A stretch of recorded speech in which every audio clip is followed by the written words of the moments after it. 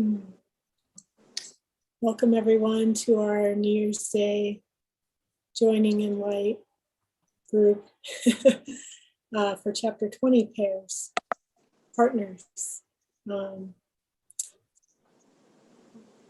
just going to be sharing our experiences with chapter 20 together and asking Jesus what's most helpful for healing. So we'll begin with the light of divine being.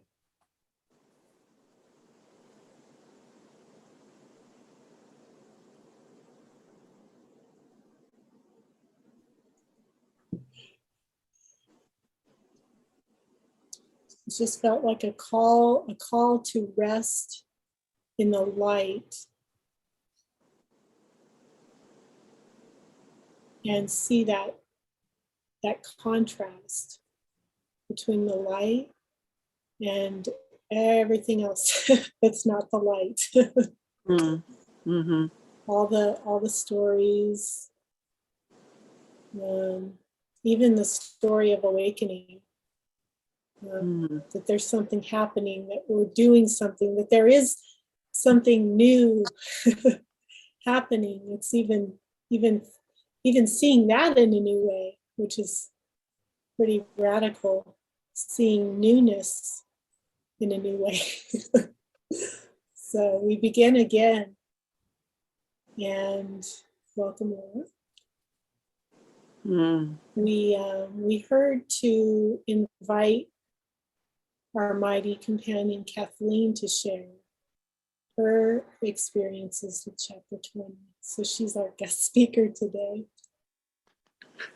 Yay. She's just going to share. Yeah.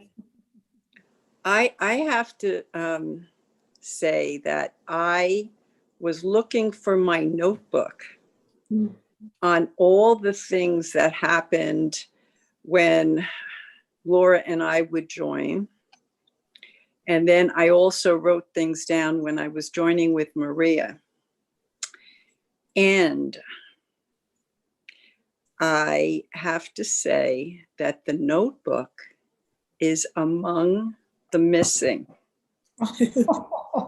And this was at first startling to me about 2 hours ago when I thought, I just have to find it. And you know how that works.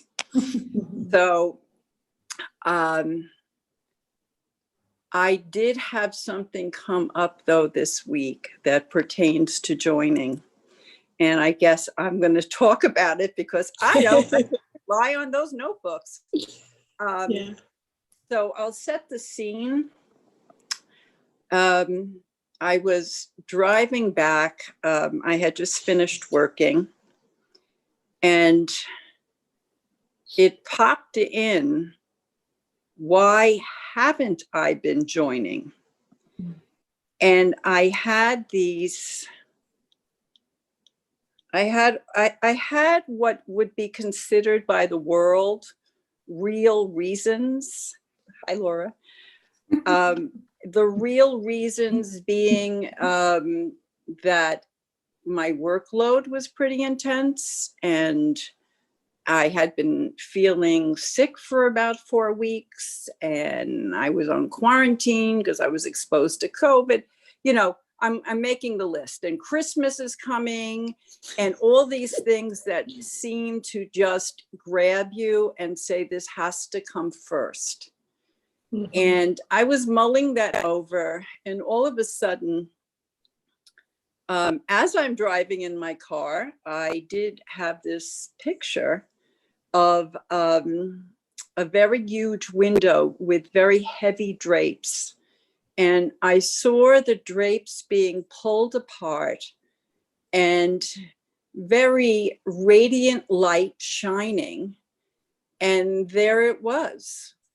The reason I wasn't joining is because I didn't want to. And I remember it grabbed me in such a manner that I felt my solar plexus and my throat tighten up, and I felt this sadness. But then at the same time, again, the curtains were opening even more. And I felt, again, this amazing recognition that there was resistance to the joining, because I really did not want to experience that amazing sense of sharing in an ultimate way. I didn't want to lose that sense of specialness. I wanted to dive into the bubble and use all the excuses, because those excuses kept me in the corral of the world. I wanted to stay in the world. I wanted to make my work schedule or cleaning the house, ha, ha, ha, those of you that know me, but or kitchen duty. I wanted to make that so much more important than the real sense of freedom. And as again, I'm driving back, and I remember I pulled into a parking lot because the pictures were coming loud and clear. Loud and clear in the sense of I, as in JC, sort of saying, you know the door to freedom. The door to freedom is in the joining. You know that. I want you to just sit with me in this parking lot, and we're just going to feel this through the solar plexus. He didn't say solar plexus, I did, but it was that very strong sense of just rest in that awareness. Rest in that awareness and open your heart to the fact that there's no loss here. There's only love. There's only love that you can get absolutely anytime you join. If we're going to focus on the desires, that's fantastic. That's an opening. That's seeing something in a new way. As you said, Renee, it's a new beginning, and that is really true. But the real gusto is that sense of forgetting that we're separated, that in this method of joining, whether it's chapter 20 or it's joining about the menu, it doesn't matter. We are being connected in our true natural state, in our true ultimate being. And therein lies the symphony of spirit that can only extend and expand. And I sat there in this parking lot, I'm just remembering it, and the tears started to trickle down. I was, oh yeah, that's right. That's the gift. That's the true gift of the joining. And I mean, I love all the pictures that come, and it allowed me to join with all of you guys and my beloved Laura, that we would meet in the mornings. And I loved the joining with Maria as well.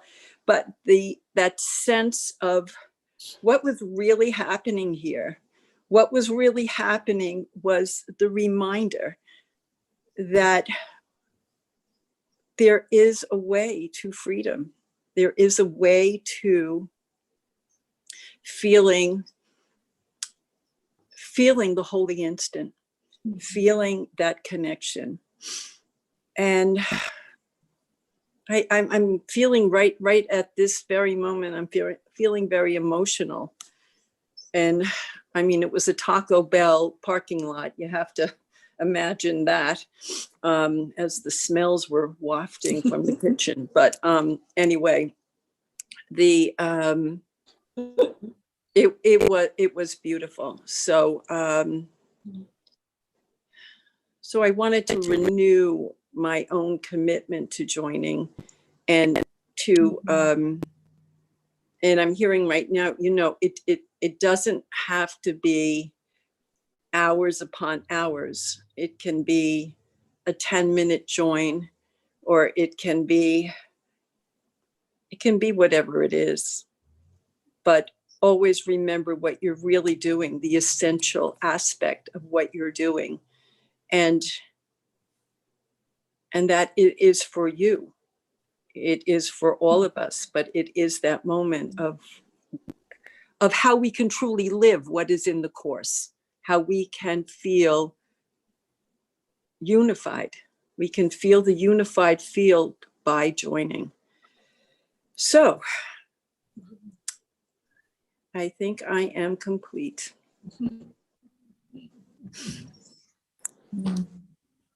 So much of what you're sharing is, we're all hearing this together.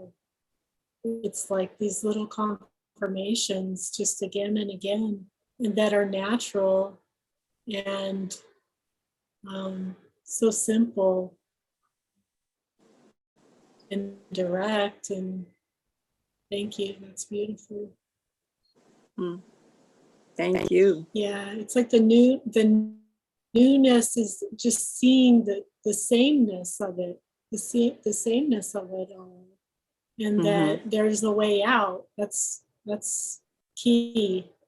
There's a way out, that this need not be any suffering, and that the correction can be immediate. We don't have to delay. We may want to. That's the funny thing, is how much I see, how much I love delaying the correction. Yeah. So it's just like that, like you're saying, the commitment to recommit, just to keep recommitting ourselves to seeing everything, to see it all the way through with Him. And sometimes we have to start with what we don't want to see. Like what is it that I don't want to see the most, and start there. That can be really helpful. That's I've noticed true. that with, there's some, when things come up, it's like, I want to run the other way. And it's like, no, He just keeps putting us in front of each other. Like, here you go. This is the direct way out, right here, right now, with your brother. Yeah. So, thank you all for being here. What I'm hearing is that somehow there's something just amazing that happens just when even two of us join, that doesn't happen when I'm by myself. If I'm trying to work through a desire by myself, it's so much more difficult. I can even join for 10 or 15 minutes, and it breaks that habit of feeling separate, and it connects me with spirit, that just is a whole new experience. And then what I'm also hearing is something, I can't remember, Renee, I think you just said it, and that is the willingness to take some of these desires all the way down. And I've heard that a lot. What I've noticed with myself in the joining is that sometimes I'll look at a desire from chapter 20 or another desire, and I don't stick with it. And it kind of aborts, because it's like, okay, this is about as far as I can go. And then what I'm seeing is coming back to it. If there's a particular desire, like through chapter 20, that it's just not coming clear, I'm not accepting the miracle, then coming back to it and joining again and looking at it again until all of that suppressed energy gets released, and it's no longer running the show. Yeah, so that's what's coming to mind right now.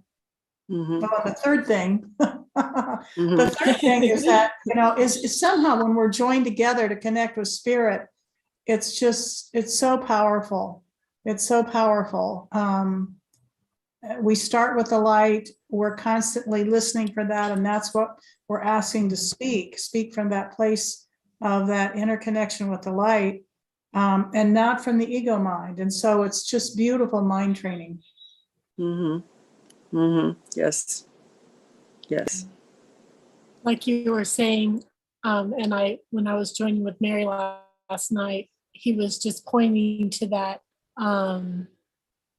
that this is for me, Mhm, mhm, because I can see where I want to make it about someone else or something else or anything, anything but the light and what I need to see right now. mhm, So, mhm, yeah. mhm. And that it can be just a quick 10-minute join with your partner. Mhm. And then just what I was hearing for chapter 20 specifically is that daily joinings are encouraged for like an hour or 40 minutes to an hour every day for chapter 20. And then like 3 days a week at the least. That's just what we're encouraged to do, is just join frequently. And then we see where we, like you were saying, Kathleen, like where we then we notice when we don't want to join. It's like, no, I don't want to join. I don't want to do this. And it's like saying no to the ego on a consistent basis. It's true. And then there's joinings here online on Zoom every evening at 7:00 Central Time, 6 days a week, so 6 evenings a week. And we're extending those out to other course groups as a way to go directly inward to spirit and join and share. And so that's this whole process that's kind of begun with chapter 20 is beginning to spread out and just be used by the spirit in a very powerful way to unwind all this unconscious, subconscious stuck energy that runs us. Mhm, mhm.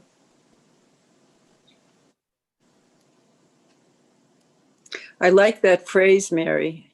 The stuck subconscious energy that runs us. So true. And sometimes I don't even know that until I get into a desire. I remember the desire for Dark Night of the Soul was introduced here one evening at the center, and I'm like, not looking at that, don't have it, been there, done that, got the t-shirt. Right. I remember Just that. watch. It went on. Yeah. It went on and on. I got sick. I was so resistant that for me, the correlation was that I made myself sick because I was just so adamant that I did not have that desire and I wasn't going there. And so I think that happened while you all were here. Oh, it did. It did. That's right. It happened while you all. Absolutely. I was sitting on that couch saying, ain't no dark night of the soul for me. So I remember. Yeah. So there's times when there may be initial resistance to looking at some of these desires in chapter 20 or the desires that come up in the evening, which are also given in prayer for the joining in light groups. And just a willingness to say, okay, Spirit, if this is what you're giving me, then I'm going to look at it and see what's there and listen. Yeah. Laura? got anything? Hey guys, Hearing anything? yeah. Well, the one I'm looking at right now is the desire for self-protection. And that's coming in really strong. It comes in the solar plexus and around not feeling safe, feeling like it's possible that someone can be harmed, whether it's me or someone else. That's one that I'm just looking and exactly, Mary, what you said with the energy that drives us. That's when I would say the light baths. It was like, yep, it's all being released. It's all being released. And it just feels like the most amazing bath of light from the inside out. So yeah. Mm. Yeah, it really feels like it's been a release of that, looking at this, where my safety lies, where can I go for protection, and looking at that directly, rather than trying to find safety in hell, in the world, in perception, and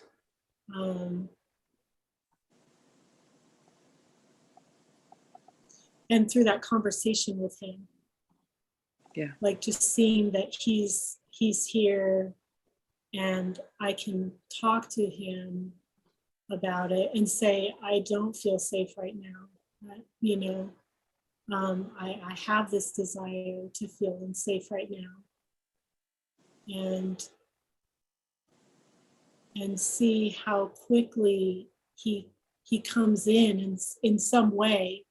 It may be through my brother or any number of ways that he just swoops in, and and there's that comfort. And then even if there's still like that energy, like there's still the energy, it's like just a noticing of it. And yeah, it's like not having to have the experience, just noticing it with him. He's so gentle, so gentle. Yeah, the emphasis is really on the relishing of that desire. I really resisted that at first. I don't want, I don't want this. I don't want to self-terrorize or whatever, or dark night of the soul. But just like you said, Renee, not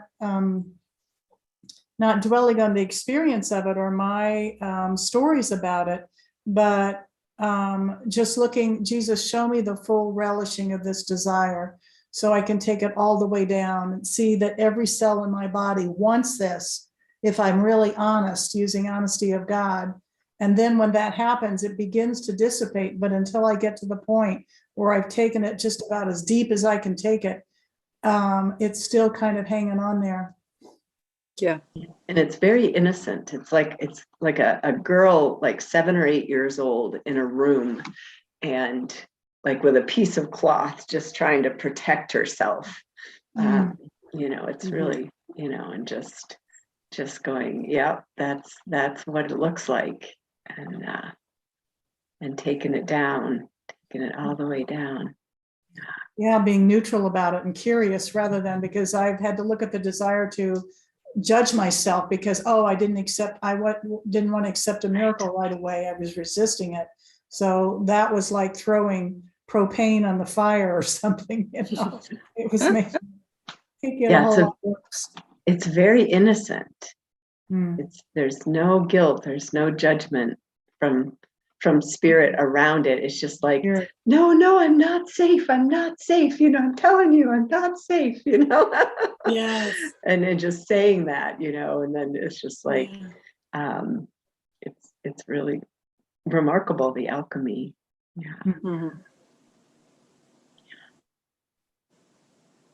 It's like it wants to fight for its right to be scared, to self-protect. And there's a you can't tell me it's any other way than that I need to protect. I'm familiar with that one. I'm in danger here. Like Yeah. Jesus, sure, I know you know, but Yeah. that's why he's such a good role model, because he knows. Yeah.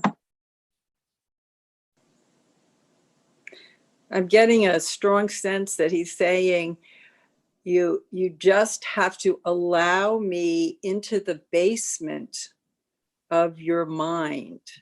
I know the way. I can go down the steps, and I'm there with my mop and my broom and all my cleaning utensils. I'm just going to scour the stuff that's not necessary, but just invite me in. That's all you have to do. And I'll be very quiet as I do what I must. Yeah, I have a question for you guys the other day, because I had a joining partner actually tell me, because when I invite Jesus in, and then they're like, no, you're doing this, and I know that our true self is doing it, but it's like I had, they were trying to convince me that Jesus wasn't there helping, and I was like, oh, I was like, I don't even want to join with you anymore, because I know that's not true. I know the truth. I know the awareness. I know what's real. There's no question in my mind, even my ego knows it. But when something like that happens, I can, is this a desire I have to be told by my brother that, that Jesus isn't helping me?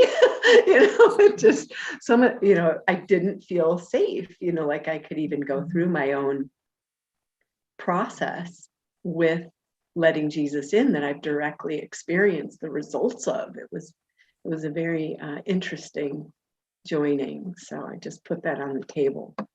Mm. Yeah, it's always right now, like what is he saying, What does he say about that?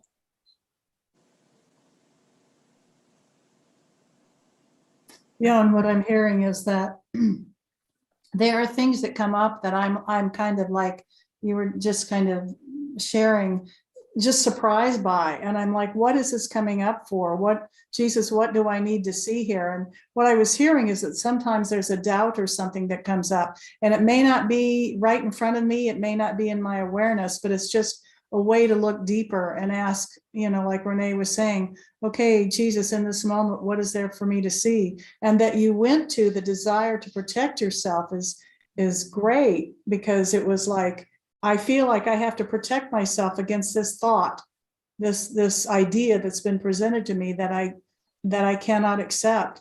So yeah, just the questioning, and then the listening, and the the asking and the listening.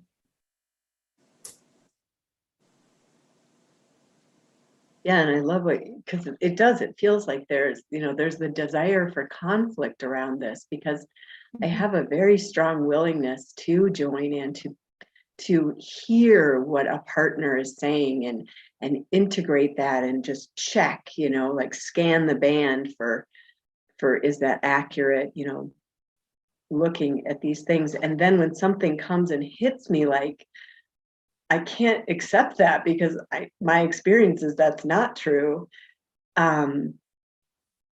It causes like a more of a muddle, as Kay would say, a kerfluffle, or I say, or this morning, a maelstrom, just like, blah, and then it's just like, okay, Jesus, talk me off the ledge here, because I am very much interested in clearing out the cobwebs and the crevices, and discerning between, thoughts from brothers in my own mind that are not real, and the real thoughts. So not wanting to throw the baby, being my brother, out with the bathwater, but also knowing what my own experience is and trusting that.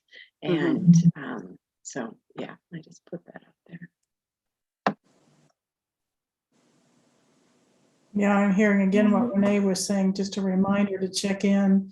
Jesus, what do you want me to see here? Mm-hmm.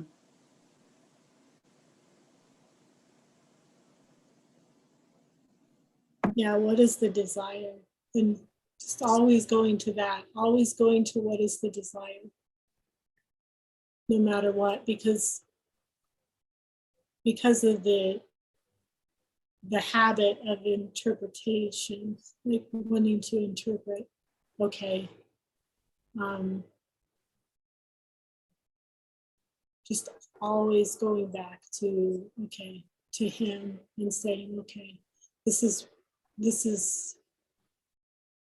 what I'm perceiving. I'm seeing this. Is this what I need to look at? Yeah, and thank you for saying that, Renee, too, because it's Mhm. exactly what I did. And I spoke it out loud. I said, Jesus, I have a desire to not feel safe here. I have a desire, to not feel like I can say what's arising. And, so I did that. And what I'm getting now is there's a part of me that gets wound up when I hear things that aren't accurate. That's just like like those rubber band toys that you would wind up and then they would undo really fast. And that he's reminding me, I know very much how to gaze at this while it feels like that rubber band is being wound up and then being let go. And just he's just like, stay with me as that energy arises. And there may be a lot of rubber band situations that come in because you have an objective and there's like this objective to undo. And so don't get upset because there's still a lot of confusion, in the minds that are joining as well. And just keep coming to me. I'm just seeing like, just fall into my arms and let just fall into my arms when that, energy to just kind of object to the fact that this is not accurate information. Don't feel like you need to fix it. Fall into me and rest. Yeah. Mm-hmm.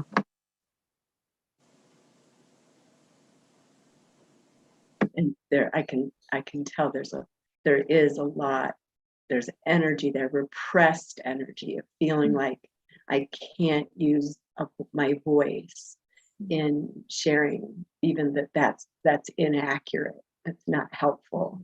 I'm very good at stuffing guidance and stuffing things that want to be said because I'm afraid I'll be attacked. I go into self-protection. And yeah.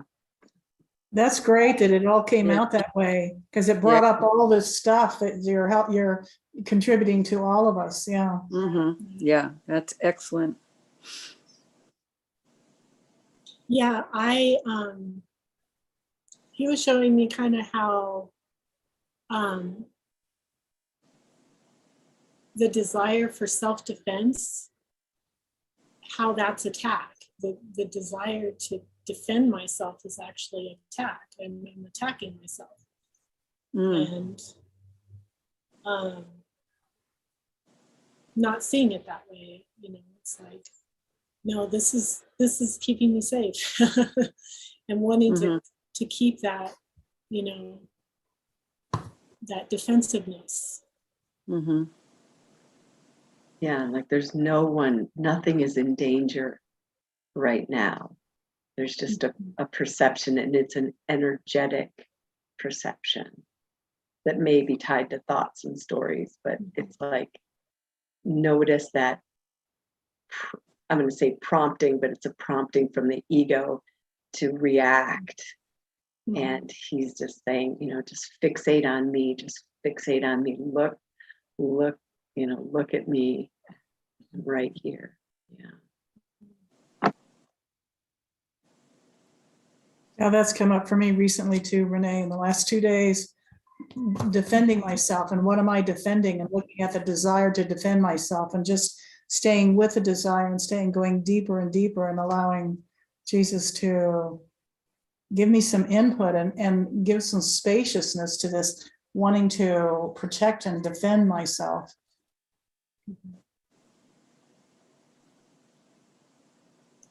Rationalize is what we were hearing as well. It's like wanting to there to be to rationalize. You know, it's a way of keeping it. Yeah.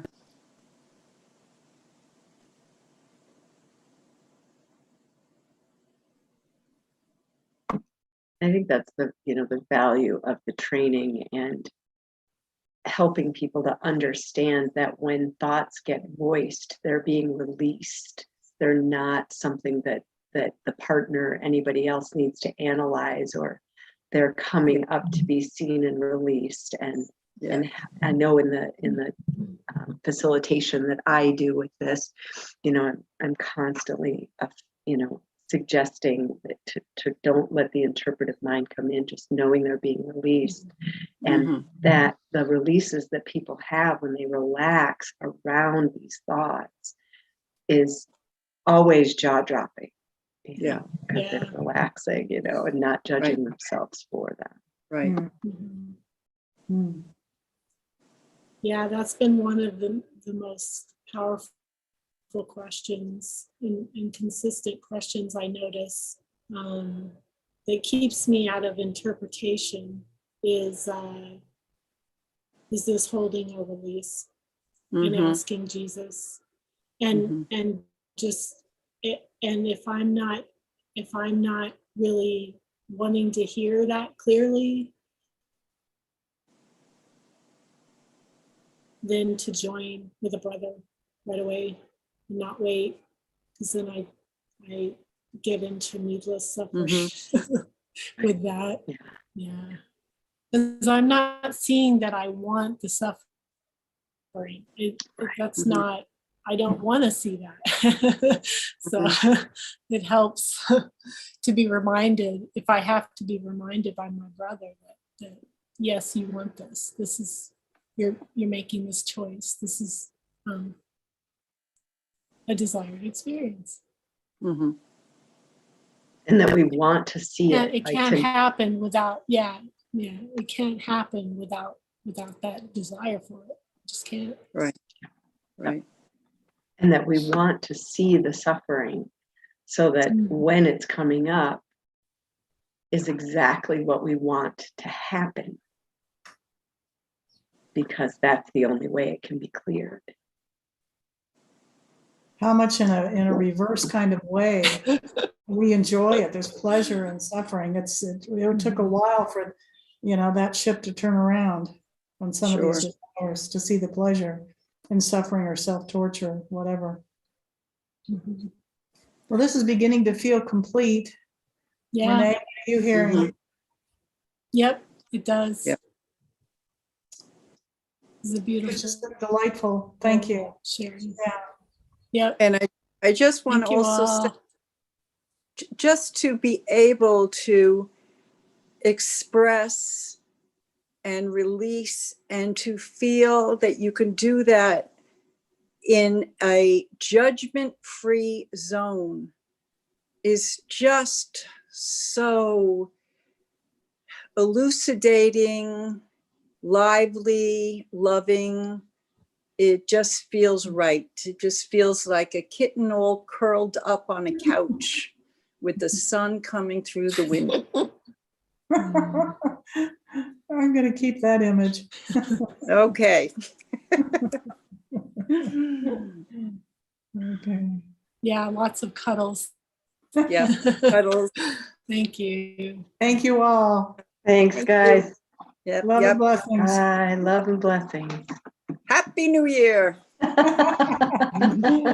Woo-hoo.